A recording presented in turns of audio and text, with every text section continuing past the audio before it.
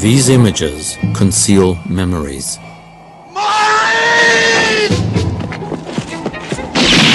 Beneath Hollywood's familiar stories lies a hidden history of persecution and murder which haunted a small group of men, not American cowboys, but Jewish immigrants. This is the story of the founders of Hollywood, the story of the idea that became their America, and ours. First saw light on a Hollywood screen. It was largely the product of 6 movie studios established in the 1920s and run for over 30 years by a group of Jewish immigrants. They had strikingly similar backgrounds. All races and religions, that's America to me. All of these men who founded Hollywood were born within a 500-mile radius of one another. And all of them wound up roughly within 15 miles of one another in Los Angeles. One could say that the American dream was really born in Eastern Europe.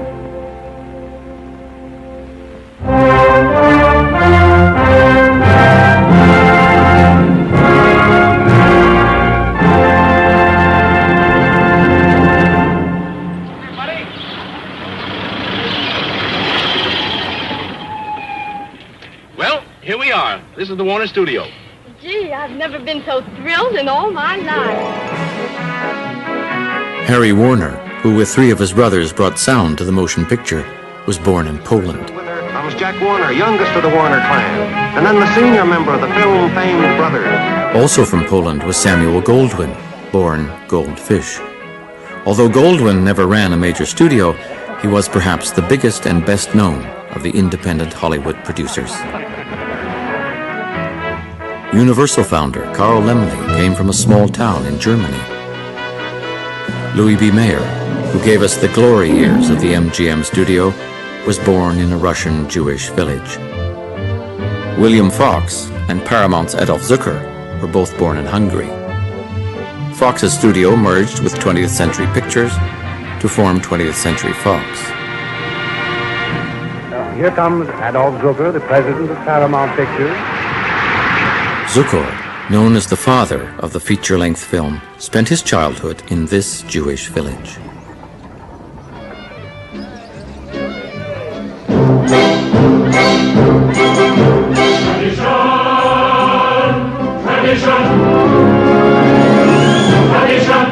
Prior to the 20th century, most Eastern European Jews were forced to live in poor villages called shtetls.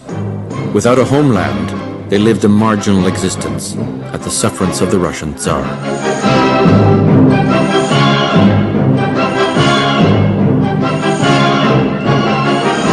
Rabbi, may I ask you a question? Certainly, Leibish. Is there a proper blessing for the Tsar? A blessing for the Tsar, of course.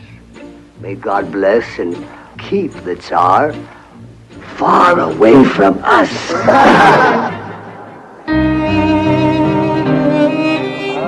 In these villages, religion and life were intertwined. Everyone spoke Yiddish, the Germanic language of the shtetl. These towns were alive with Yiddish songs, storytelling, theater, and humor that would eventually find their way to America. This rich cultural life insulated the shtetl Jews from their misery and the often hostile reality around them.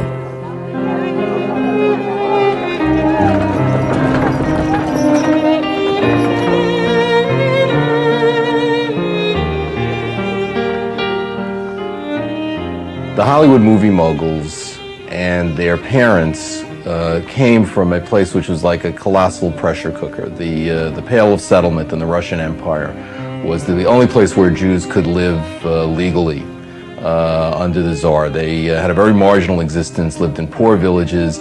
There was a tremendous degree of overpopulation. People were constantly migrating around this area. It really was the equivalent of a sort of huge Indian reservation.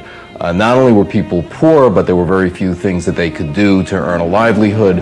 Their neighbors were often violent. There were tremendous constraints on Jewish life and also a real sense of vulnerability.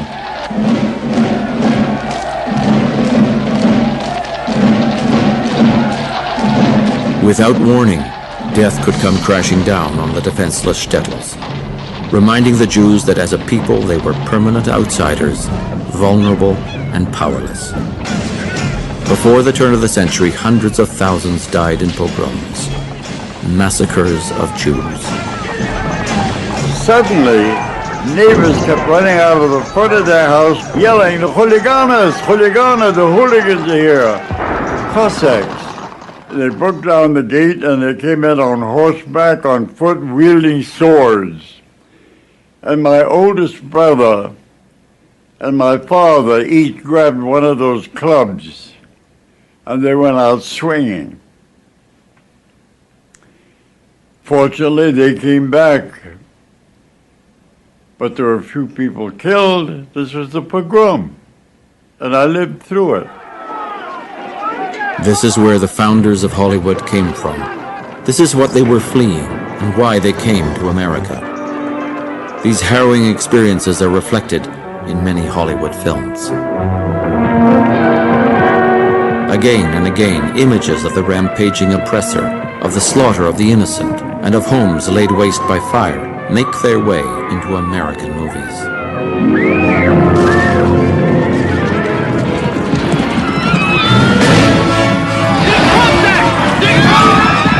For the shtetl Jews in the late 1800s, life was a series of rapes and murders. Many decided not to wait for a cavalry that would never come. For the Jews of Eastern Europe, there were three ways to flee. The first was to stay where you were and participate in some Marxist or socialist movement where you could become part of a labor organization that would in turn create a great regime, a socialist regime in which Jews could be accepted as equals.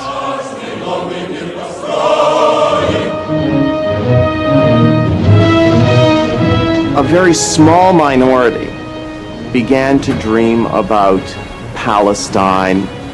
Very small numbers of people became Zionists. You needed a great deal of ideological dexterity to talk yourself into getting on a boat and going to Palestine at the turn of the century. The vast majority of Jews, 2 million out of 2.5 million, who left Eastern Europe to find their dream, went to America. The smart money was on America. It was the simple place where you could imagine the dream of Jews having both opportunity for tolerance and also economic security. For Jews, this was a migration forever. They had no positive views of life in the old world. Many immigrants, in fact, talked about the last moment in Russia where they turn around and spit. In a way, we might even say that they actually became American, or they began the process of Americanization at the moment when they decided to leave, because they knew that there was no going back. Among these immigrants were the future founders of the studios. They came with little money and few belongings, but they brought with them a new vision of America. Hollywood was a dream, dreamt by Jews who were fleeing a nightmare.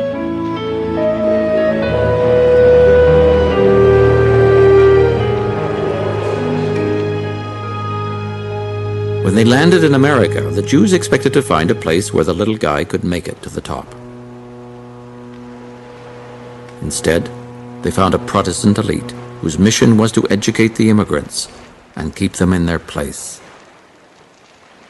The dream with which the Jews came to America was very quickly frustrated. They couldn't get into financial services. They could work for slave wages. They couldn't live in the good neighborhoods. They could live in tenement slums.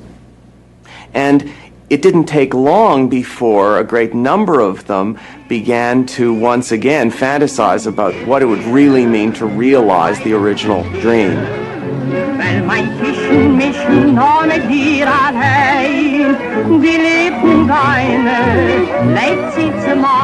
Many of the future moguls had fathers who failed to adjust in the new world. At a very early age, they became the family breadwinners. They developed an unrelenting desire to make it. to succeed in the America that existed somewhere beyond the Jewish ghettos.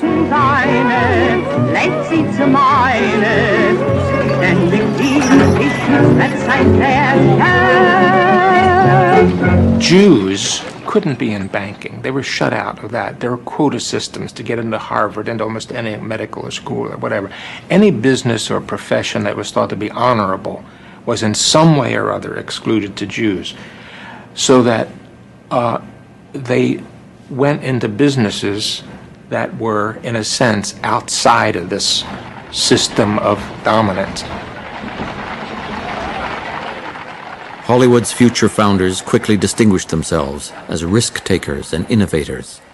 Adolf Zucker made his first fortune with the invention of a fox stole, with a clasp inside the fox's mouth. The first moguls tended to come from various aspects of the sales business. Dry goods sales, Laemmle was a clothier, Goldwyn was a glove salesman, Adolf Zukor in furs, Louis Selznick in the diamond business. And as they approached the motion picture industry, they approached it not from an engineering point of view, not from technology or machinery, but from how they can distribute a product. You really can't stress too much how pervasively Jewish the movie industry was in New York before World War I. Not that Jews were making movies or acting in movies, but there probably would not have been an extended Jewish family in New York at that time who did not have some relatives involved in some aspect of the movie industry, which was really a mom-and-pop industry of storefront theaters in not very elegant neighborhoods. My dad was president of Paramount for almost 30 years.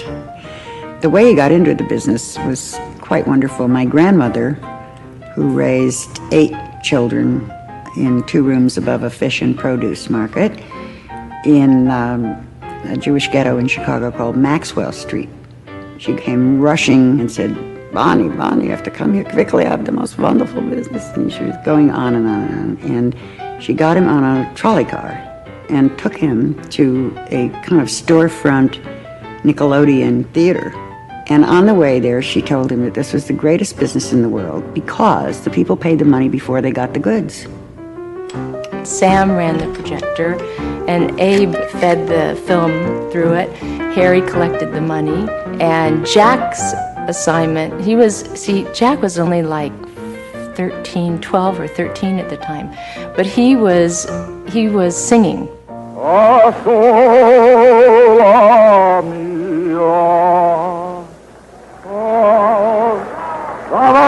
He had a nickname, Leon Zuardo. That's what he named himself. I don't ask me how. Anyway, so he was used to chase the audience out of the theater after the show was over, because a lot of times they'd want to stay.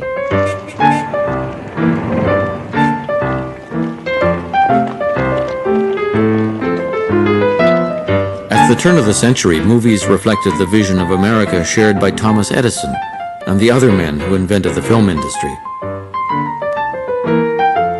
Most of these old stock Protestants saw film as an amusement for the working classes.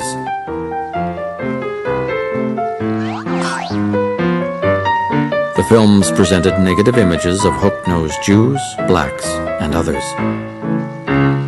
They championed an idea of America where the white upper classes ruled and immigrants knew their place.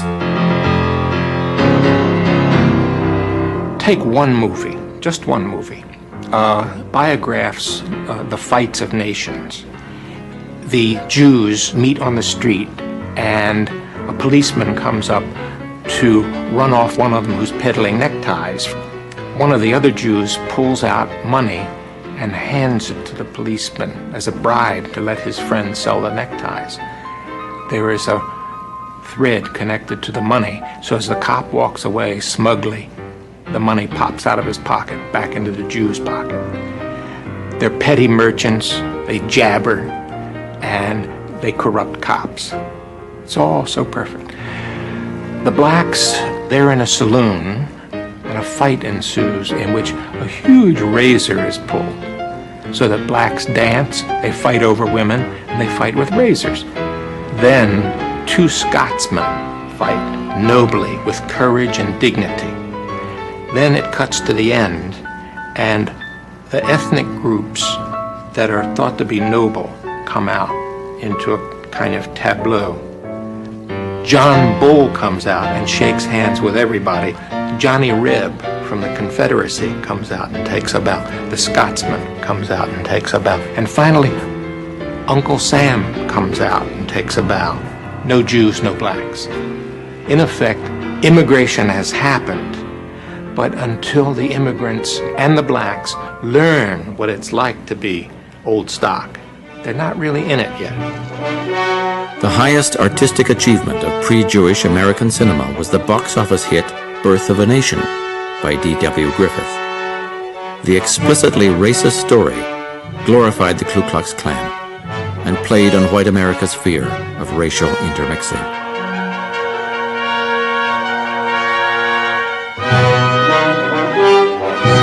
These films reflected popular American values of their era.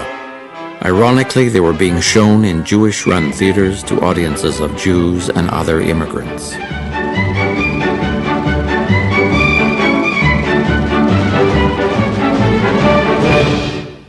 Independently of each other, the Warner Brothers, Zukor, intermarriage, the whole idea of inter-ethnic romance. Now, why do they do that? First of all, because love is a very democratic ideal. It knows no borders, it knows not riches, it knows not tradition, it knows simply the matters of the heart.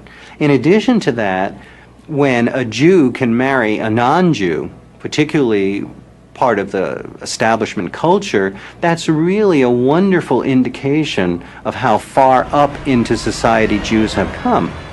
Now, this is where a producer lives. Not just any producer, but one of the most famous of them all, Samuel Goldwyn, high up on one of Beverly's hills. Good morning. Well, here is Mr. and Mrs. Samuel Goldwyn, and do you mind if I call you Francis and Sam? I like that very much. Sam, I understand that while you're the boss in the studio, that there's another... This is the boss here. It's her house, isn't it? Every bit of it. Let's talk to Francis then. How long have you lived here? Oh, it's so long. 25, 26 years. Sam, how'd you happen to pick this hilltop site out? Because of the view? She picked it out. And you bought it? She liked it. The idea is to have her like it. That's all that's necessary for me. It's fun to live in Beverly, isn't it? We like Beverly very much. And we're delighted you're both citizens of our town. Chickens for two, you mean for 1, 2, 3, 4, 5, 6, 7, 8. Where you all going? Hollywood! Hollywood! When Jews came to America, it wasn't only Mayflower wasps who seemed to embody America to them. American blacks were quintessential Americans. I mean, that was one of the things that made America America, the presence of black people. And the indigenous African American culture was of tremendous interest. I mean, the music, the dancing, the popular styles, and so on. The Hollywood Jews may have wanted to marry into white America, but when it came to music, Jewish composers looked to black America. Harold Arlen, the son of a liturgical singer or cantor, became one of the foremost popularizers of the blues. Stormy weather, since my man and I ain't together, keeps raining all the time. Jews served as messengers, in essence, of black culture. They took it, they consumed it, they integrated it into their own cultural repertoire, and then introduced it to white America that was essentially willing to listen to Jews and to partake of what Jews had to offer in a way that they never would from blacks. First on Broadway, and later in the Hollywood musical, this was the way Jewish music often sounded. Lost his way, but now he's coming back to stay. I tell you, little black sheep, come back home. We'll sing what's right and cold. Seven falling through the door, he's saving the ball once more. In writing lyrics, they turned to their Jewish immigrant concerns of people needing to belong somewhere, needing some kind of redemption through America. The Jews took these themes, but instead of putting them to Jewish music, they borrowed black forms that they saw as authentically American. In a sense, they wrote music in blackface.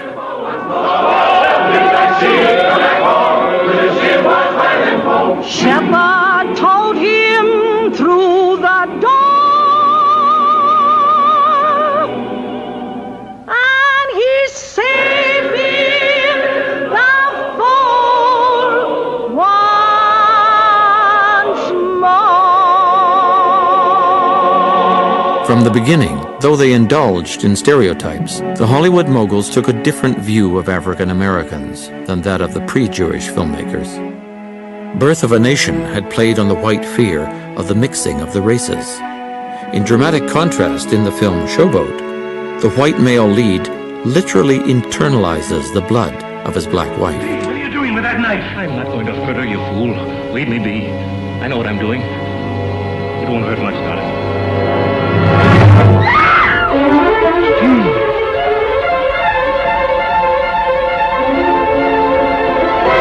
The Hollywood Jews wanted to be accepted as Americans. Their films advocated assimilation, not just for Jews, but for everyone. They believed that if you were prepared to pay the price and shed your identity, then America should be prepared to accept you. I have an unpleasant duty. I understand that you have a miscegenation case on board. What's it mean, Mom? How's that? A case of a Negro woman married to a white man. A criminal offense in this state. No such thing on board this boat. The name of the white man is Steve Baker.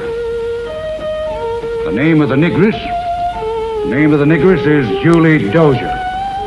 You wouldn't call a man a white man that had Negro blood in him, would you? No, I wouldn't. Not in Mississippi. One drop of Negro blood makes you a Negro in these parts. Well, I got more than a drop of Negro blood in me, and that's a fact. What's the trouble, ma'am? In Hollywood, Jews trying to pass as Gentiles made films about blacks passing as whites. In Pinky, we see just how precarious that strategy is. For the outsider, things can turn in an instant. What about her, ma'am? Now, if she even so much as thought of threatening you, we want to know about it. Or if she give you any of her impudence. Shut up, girl. Oh, excuse me, sir, but why are you two white men mamming her? She's nothing but a low-down colored gal.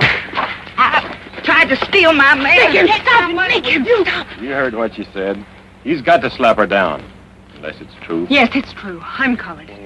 My grandmother's Mrs. Dicey Johnson. Mrs. Dicey Johnson. I ought to slap them both down, Chief. Now, hold it.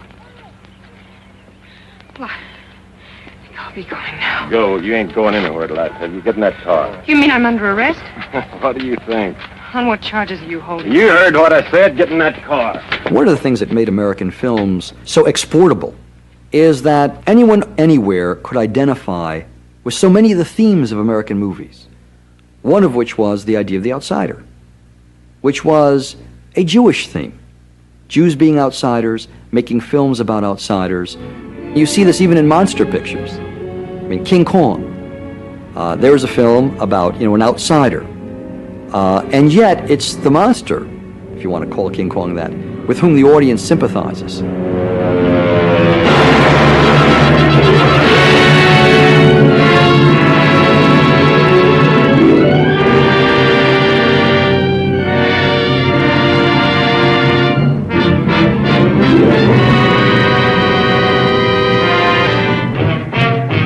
In Hollywood, every outsider could be transformed into an insider.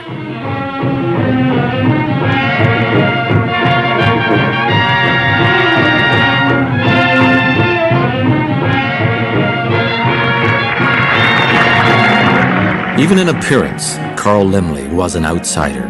He resembled an elf. Not surprisingly, Universal's films often championed marginal beings who were persecuted like the Jews of Europe.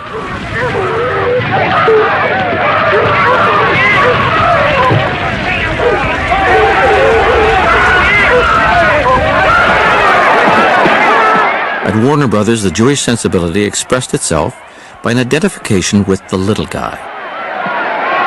The prize fighters and the losers, the loners and the gangsters. At Harry Cohn's Columbia, The emphasis was not on the outsider, but on the common man. Here the street-smart Clark Gable lectures the upper classes, represented by Claudette Colbert. You're in a jam, and all you can think of is your money. It never fails, does it? Ever hear of the word humility? No, you wouldn't. I guess it never occurred to you to just say, "Please, mister, I'm in trouble. Will you help me?" No, that'd bring you down off your high horse for a minute. Well, let me tell you something. Maybe it'll take a load off your mind.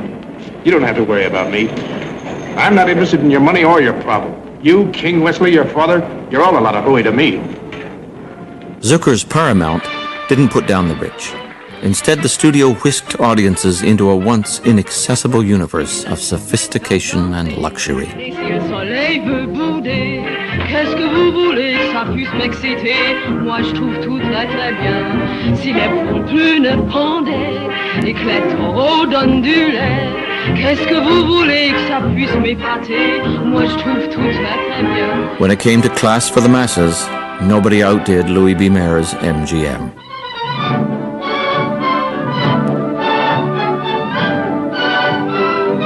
Everything glittered with quality and style, reflecting the vision of the man at the helm.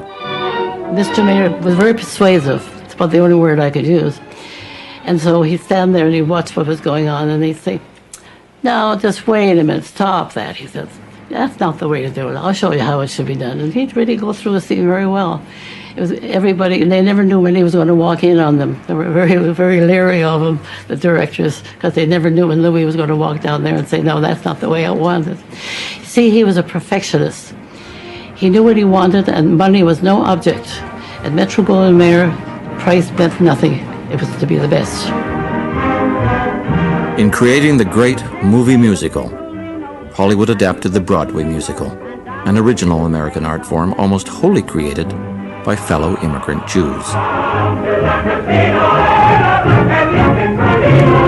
The music and lyrics were often based on classic stories, reinterpreted from a Jewish perspective. Almost all of the writing pairs that have come to epitomize Broadway have been Jewish, whether it's Lerner and Loewe and Rodgers and Hammerstein, Jerome Kern. Almost all of them have been Jewish, with the exception, I think, of Cole Porter, really, here. And if you look at their plays, none of them, with the exception of Fiddler on the Roof, are about overtly Jewish themes, but all of them are about overtly Jewish concerns. So take a play like My Fair Lady. That's really about fitting in. Again.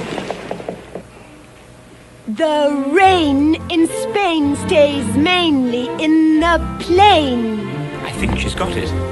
I think she's got it. The rain in Spain stays mainly in the plain. By George, she's got it. By George, she's got it. Now once again, where does it rain? On the plain. She's an immigrant into that culture, that upper middle class culture. She needs to learn how to talk, something immigrants are very concerned with. She needs to know how to dress. She needs to know the codes and conventions of society. Bravo! Irving Berlin did more than any composer to Americanize Jewish aspirations. Someday I'm going to murder the bugler. Someday they're going to find him dead. To understand Berlin is to understand the Hollywood moguls. Another cantor's son, he started life in the midst of pogroms. My life in bed. Oh, how I hate to get up in the morning.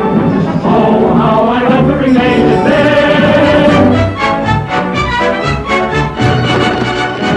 Berlin was a Russian immigrant who would go on to write the quintessential American songs.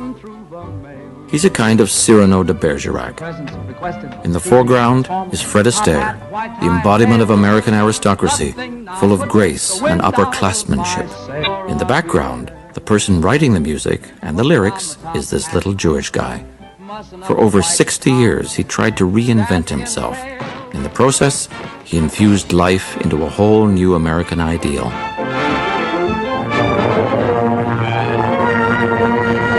In the White House, President Eisenhower signs a bill authorizing a gold medal for composer Irving Berlin. It honors him for writing God Bless America and other patriotic songs. For Irving Berlin, this marks another milestone in his rise from humble beginnings to a place of highest esteem the world over. I don't know if anything could possibly have happened that touches me as deeply as this medal. God Bless America isn't just a song that I wrote, but it expresses my gratitude for the opportunities and the freedom to write that song and to the country that inspired it. Thank you very much. Along with the unofficial anthem of the United States, Irving Berlin wrote the American classics Easter Parade and that most Jewish of Yuletide fantasies, White Christmas.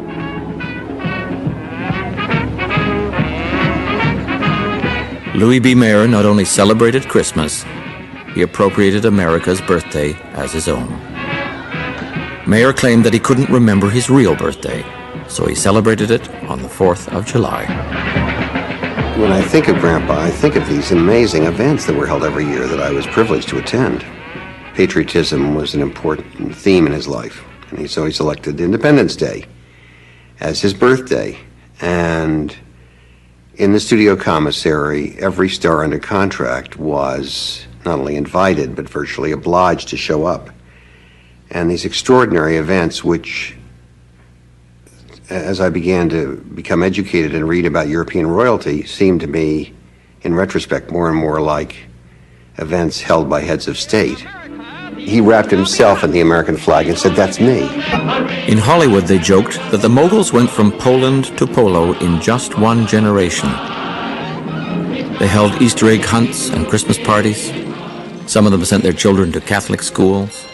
Their efforts to reinvent themselves seemed boundless. They even hid their Jewishness from their children and grandchildren. I didn't know I was Jewish till I was at least 7, I think. I remember we were in Scarsdale, and I was going to public school, and my mother said, "In case somebody asks you what your religion is, you're Jewish." And I said, "Okay," I don't think I even asked, "Well, what's that?" I was brought up by Catholic governesses who took me to the Catholic churches, and I learned prayers in French, and I wore a cross. And did you become Catholic? No, it's just that I didn't know anything about the Jewish religion. I didn't know what it was.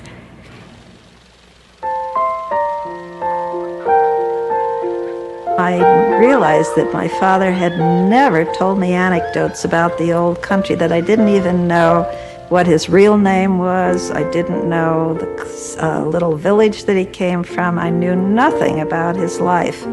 And I realized that the name Warner was probably not correct, but I thought being Polish it might have been Werner. To this day, I really don't know what our original name was.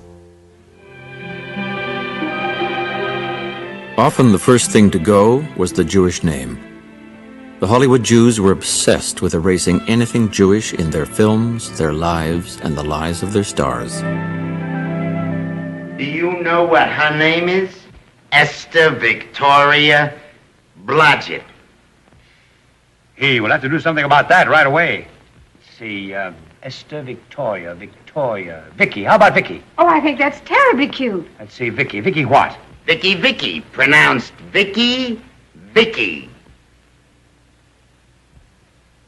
See, Esther, Hester, Dester, Lester. Vicky Lester. Oh, I like that. Say it. Vicky Lester. Say it again. Vicky Lester. Say it again. Vicky Lester. Say it. Vicky Lester. Say Vicky Lester. Vicky Lester. Vicky Lester. Vicky Lester. Vicky Lester. Theodosia Goodman became Theda Bara. Sophia Kosso became Sylvia Sidney. Isser Danielovich Dembski became Kirk Douglas.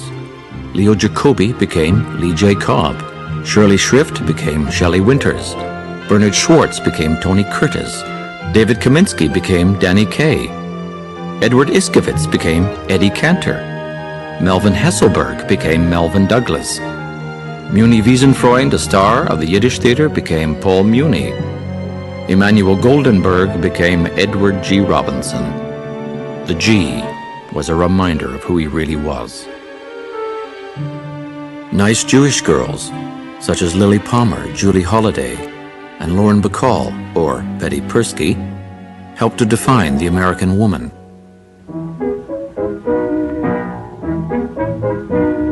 Not all the Jewish talent went to Hollywood to assimilate. There were over 50 non-Hollywood Yiddish films produced in New York before the Second World War. Trouble, trouble, wird Hecher breite. Da lebt das Theatersachen bei, es helft kein Weinen, kein Geschrei. Trouble hat größer in der Kleine. A jeder dreht sich Hand in Kuhn. These films were the flip side of the Hollywood movies. They parodied Hollywood's optimism and Fred Astaire's top hat gentility.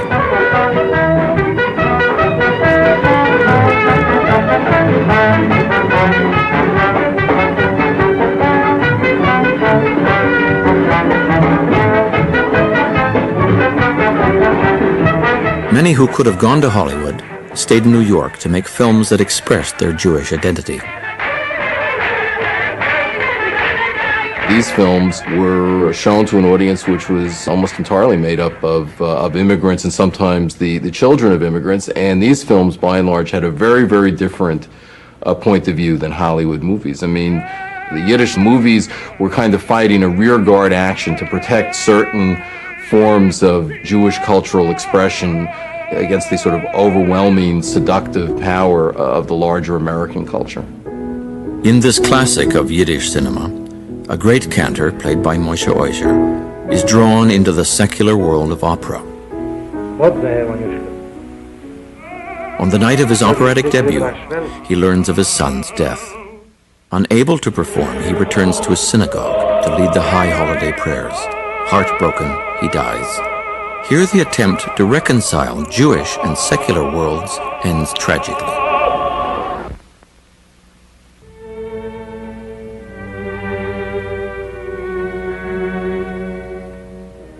Wait a minute. You ain't heard nothing yet. Wait a minute, I tell you. You ain't heard nothing.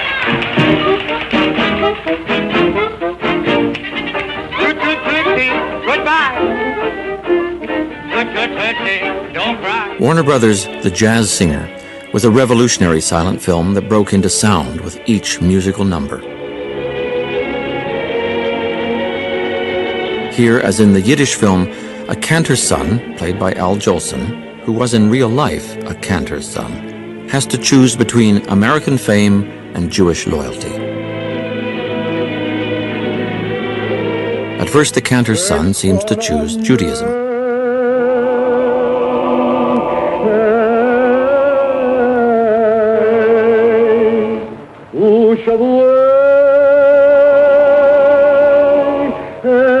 But in assimilationist Hollywood, the story could not end there.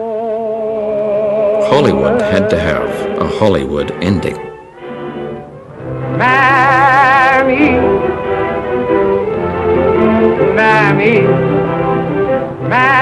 Here, Dad and his old Jewish ways are dead, while the hero in American blackface sings triumphantly with his Gentile girlfriend waiting in the wings.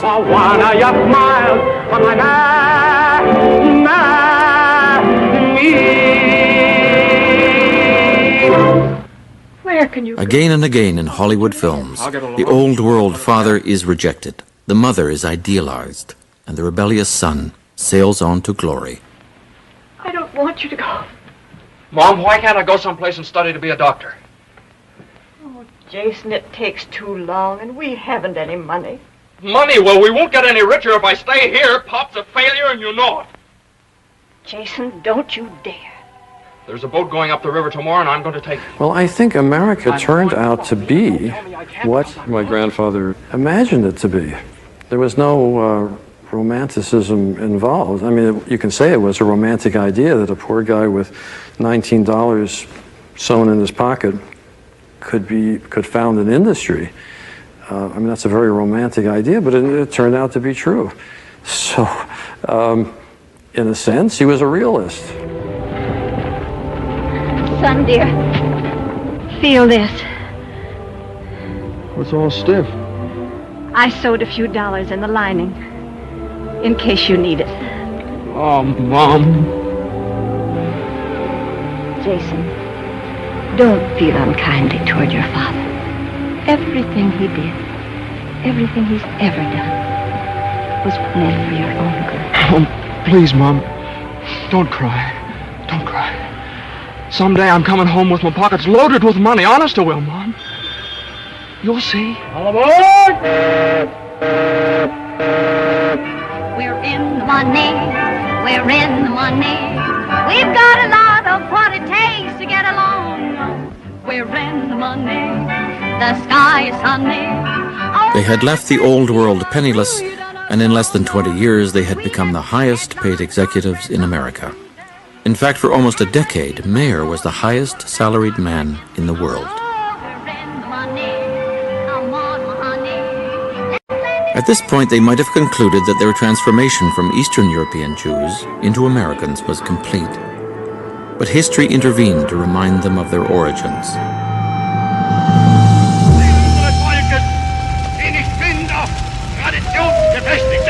It was difficult for the Moguls to entirely abandon their Jewishness while the Nazis were persecuting their European kin. Some of the Hollywood Jews could not ignore these events.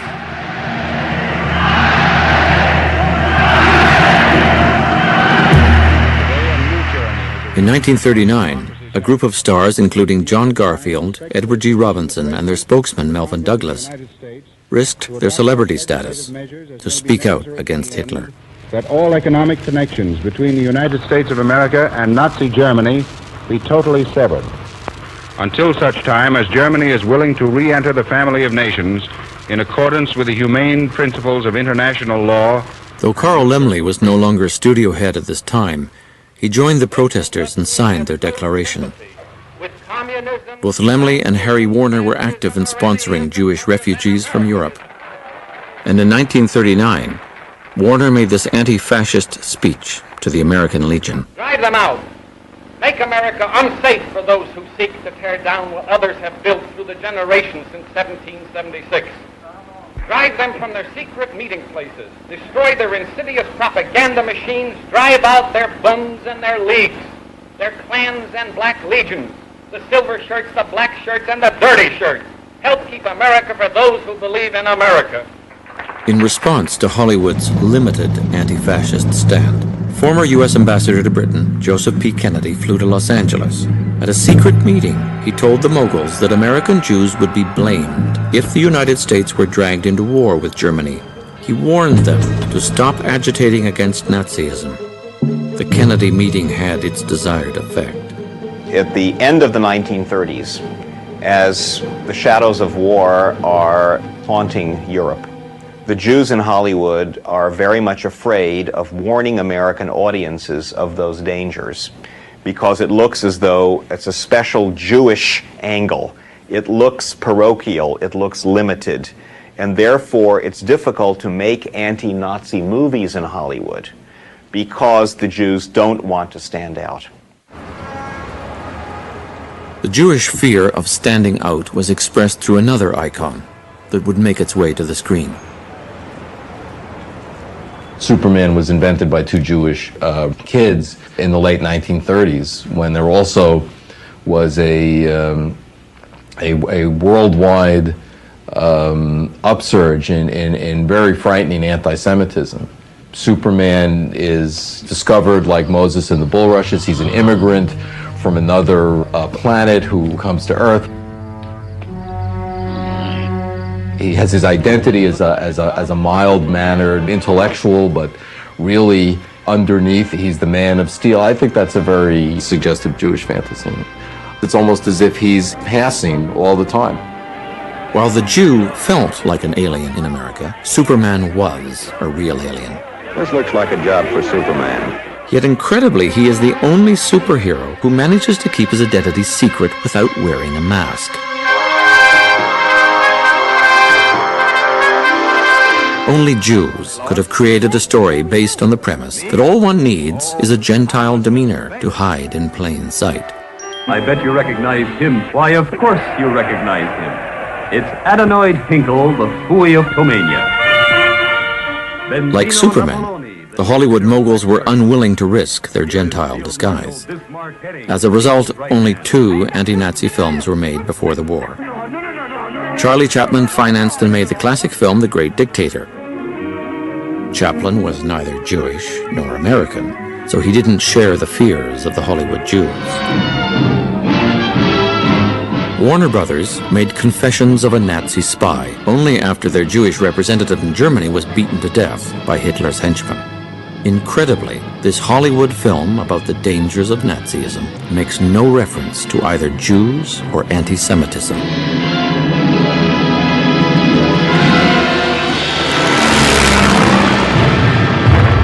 All this changed on December the 7th, 1941, with the attack on the U.S. Navy at Pearl Harbor by Hitler's Japanese allies. Now, instead of telling Hollywood to keep quiet, the U.S. government began pushing them to fulfill their duty and make patriotic war movies. All that noise you hear isn't static. It's death coming to London. Yes, they're coming here now. You can hear the bombs falling on the streets and the homes. Don't tune me out. Hang on a while. This is a big story, and you're part of it. It's too late to do anything here now except stand in the dark and let them come. It's as if the lights were all out everywhere, except in America. Keep those lights burning. Cover them with steel. Ring them with guns. Build a canopy of battleships and bombing planes around them. Hello, America. Hang on to your It's lights. a wonderful time for the Hollywood Jews. I mean, here were a group of Jews who had spent their lives seeking legitimacy and seeking to be embraced by America. And World War II finally affords them that opportunity to be embraced officially. They are now real patriots. Will you check with MGM and see if they'll postpone the Hedy Lamarr picture so we can use her for the bond drive? Surely. RKO just okayed Cary Grant. We'll hear from Paramount later today on Colbert and Dick Powell. Oh, swell.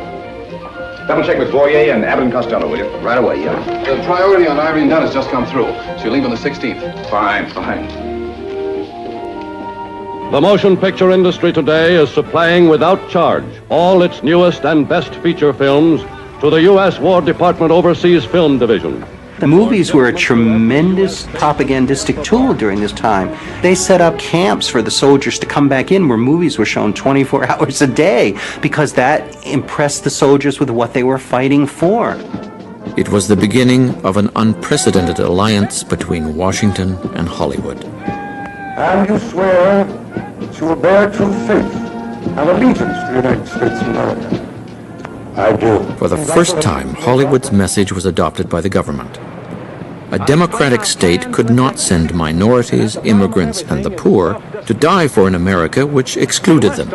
So, if the enemies were fascist, the American army had to be portrayed as caring and sharing. I want you to feel free to ask questions, even embarrassing ones. Come to me with suggestions. We're going to be more than officers and men in this. We're going to be comrades. What I eat, you will eat. Where I sleep, you will sleep. I will take you into my confidence whenever it's possible before going into battle. We'll have a meeting in which I'll explain our plans and objectives so that each of you can make a more intelligent contribution to the result. Afterward, we'll have another meeting to criticize the way in which the operation was conducted. We'll fight and endure and win together. You would have equal opportunity foxholes. If you go back and look at those movies, there was always one Jewish character who was never presented as Jewish, but he was Cohen or Schwartz from Brooklyn. There was always one black character, too. Wesley Epps, Private, 3rd Engineer Battalion. The American Army during the Second World War was not integrated except in Hollywood movies. And the Office of War Information was very eager to keep our enemies from making capital out of any sort of problems in America. So they didn't want movies that had any racial tensions of any sort. Corporal Jake Feingold, 4th Chemical Company, USA. While 6 million Jews died in Europe, their film industry. The committee is seeking to determine if Red Party members have reached the screen with subversive propaganda. To the mogul's surprise, powerful men in Washington saw Hollywood's patriotism as nothing more than thinly disguised communism. Now, at the height of their success, the Hollywood Jews watched their dream fall apart.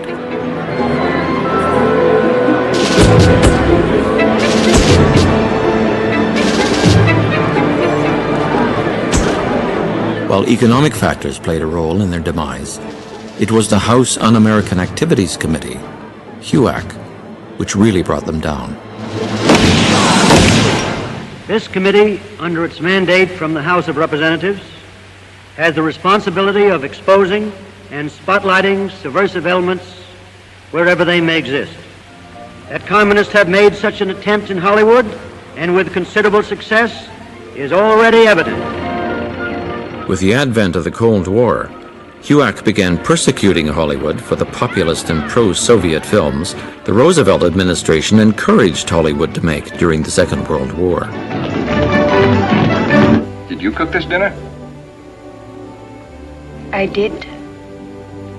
But you're a pianist. How can you let her do such work? How can I let her? The question is, how can I stop her?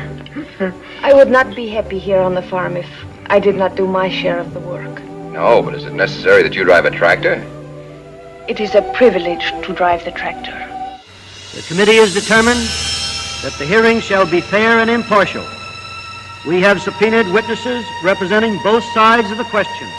All we are after are the facts. I should like to see what you have. First came the mostly Jewish Hollywood talent, who stood up to HUAC. Are you a member of the Communist Party?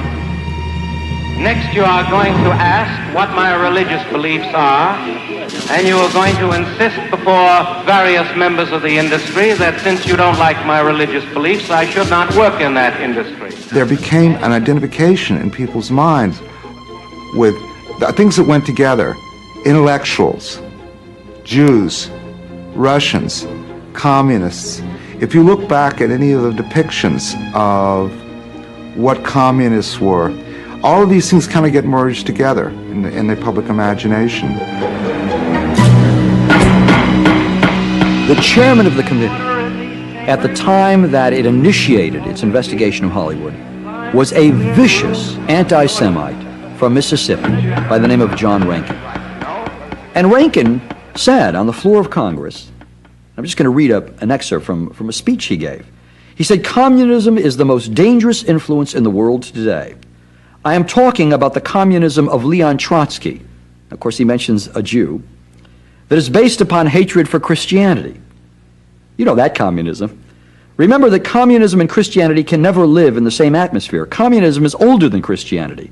This is a revision of history, since Karl Marx, to most people's knowledge, is the one who created communism. But this communism, which is clearly a euphemism for Judaism, is older than Christianity. It is the curse of the ages. It hounded and persecuted the Savior during his earthly ministry, inspired his crucifixion, derided him in his dying agony, and then gambled for his garments at the foot of the cross. But we are today in a deadly conflict between those two ideologies. And there can be no compromise. Mr. Rankin, in this country. I hope that you're not impugning in any way the American activities of the motion picture employers in Hollywood. I am some of them, I'll say. Well, I want to tell you right now that there is no group of more American people in the country than are those in Hollywood. Well, I want to tell you some of the things they're doing. Well, I know some of the things they're doing, and I know some of the things they're doing that probably you don't know. But I can tell you now, you need a house cleaning, and they need it very badly. The question of communism is in no way related to this inquiry, which is an attempt to get control of the screen and to invade the basic rights of American Chairman, Mr. Chairman. Historically denied to any committee of this sort. To invade the rights and privileges and immunities of American citizens, whether they be Protestant or Methodist or Jewish or Catholic, whether they will compromise or least my affiliations with the American public, and they will know where I stand, as they do from what I have written. Stand away from the stand. For Americanism for many years, and I Stand away from the stand. I'll certainly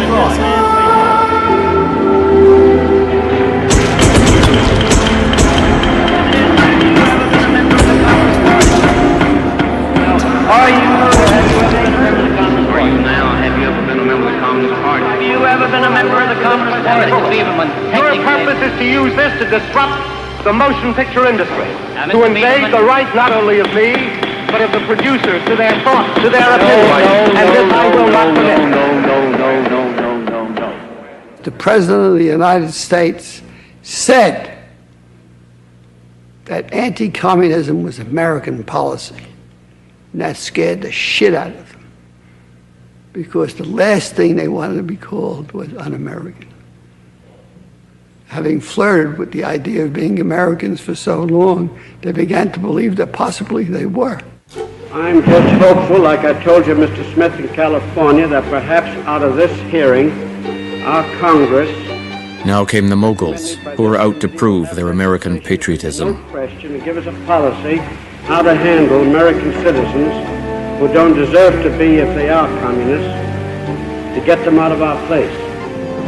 Ideological terms, termites have burrowed into many American industries, organizations, and societies. Wherever they may be, I say let us dig them out and get rid of them.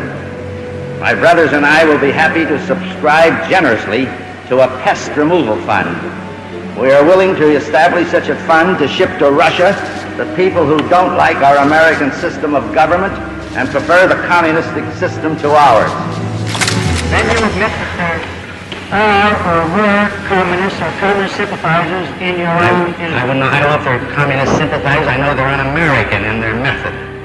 In your studio, you mean? In our studio, I suppose. Well, how do you mean un-American because they are communists, or un-American because they're fascists? No, un-American because they endeavor to put certain things into scripts that, in my personal opinion, is un-American, and it's my business to see that it doesn't get in. If it eventually does creep in, I cut it out. Well, there's very little difference, though, whether a person is a communist or a fascist, so long as he's un-American. Isn't that true? I am not qualified to answer that. But you admit, though, there are some people in your studio that are un-American. Yes, I admit that. The way the Moguls buckled was the Cossacks are coming again. They were unsure of their status, a lot more unsure, say, than the next generation of who were writers, say, or directors or actors, who were born in America, and as I was, and had no confusion at all about being Americans. We were Americans and felt we had all the rights of Americans, and would fight for them when we could. I am against. I'm for everything that you said. So you agree with that statement? I agree wholeheartedly, and The statement was a little long, and it was a very good statement. It's a statement of a real American. To appease UAC, the Moguls instituted a blacklist of studio talent. Years before, they had fled European anti-Semitism, but now in America, they became collaborators, helping anti-Semites rid Hollywood of Jewish intellectuals. In effect, they had surrendered control of the industry. If you look at the main factors in what caused the Moguls' decline,